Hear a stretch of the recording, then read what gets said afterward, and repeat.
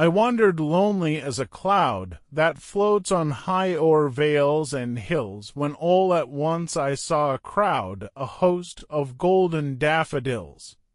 Beside the lake, beneath the trees, fluttering and dancing in the breeze, continuous as the stars that shine and twinkle on the Milky Way, they stretched in never-ending line.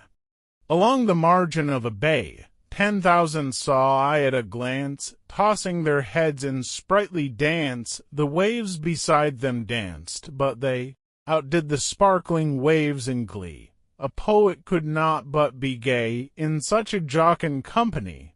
I gazed and gazed, but little thought what wealth the show to me had brought, for oft, when on my couch I lie, in vacant or in pensive mood, they flash upon that inward eye, which is the bliss of solitude, and then my heart with pleasure fills, and dances with the daffodils. The poet describes how he was walking alone when he suddenly saw a large number of beautiful daffodils near a lake. The flowers were dancing in the breeze and looked endless, like stars in the sky. Later, whenever the poet feels lonely or thoughtful, the memory of these daffodils comes back to his mind and fills him with happiness.